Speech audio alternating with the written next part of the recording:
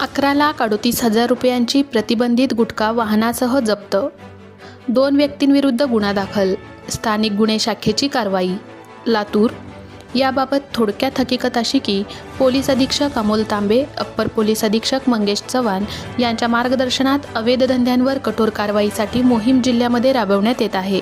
त्या अनुषंगाने अवैध धंद्यांवर कारवाई करीत असताना दिनांक 14 ते 15 ऑगस्टच्या मध्यरात्री स्थानिक गुन्हे शाखेच्या पथकाला महाराष्ट्र शासनाने प्रतिबंधित केलेले अन्नपदार्थ, गुटखा, तंबाखूजन्य पदार्थाची अवैध विक्री व्यवसाय करण्यासाठी 2 इसम त्यांच्या वाहनांमध्ये अवैध विक्रीसाठी वाहतूक व साठवणूक करत असल्याची माहिती मिळाली. सदर माहितीवरून स्थानिक गुन्हे शाखेचे पोलीस निरीक्षक सुधाकर बावकर यांच्या मार्गदर्शनात सदरचे पथक दिनांक 15 ऑगस्ट 2025 रोजी मध्यरात्री लातूर शहरातील PVR चौक जवळील बजाज शोरूमच्या पाठीमागील रोडवर सापळा लावून महाराष्ट्र शासनाने महाराष्ट्र राज्यामध्ये विक्रीसाठी प्रतिबंधित केलेला 2,43,430 रुपयांच्या प्रतिबंधित गुटखाचा मुद्देमाल जप्त केला आहे.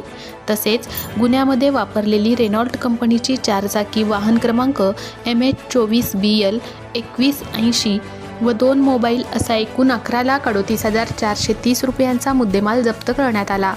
प्रतिबंधित गुटख्याची अवैधरित्या विक्री, वाहतूक, साठवणूक करताना मिळून आलेले इसम नामे: 1.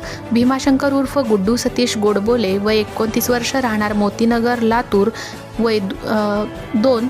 प्रज्वल उर्फ साई मल्लीनाथ थोरात वय 25 वर्ष राहणार गल्ली नंबर 6 वाल्मिकी नगर लातूर याच्या विरुद्ध पोलीस ठाणे MIDC येथे गुन्हा दाखल करण्यात आला असून गुन्ह्याचा पुढील तपास सहाय्यक पोलीस निरीक्षक भाऊसाहेब खंदारे करीत आहेत.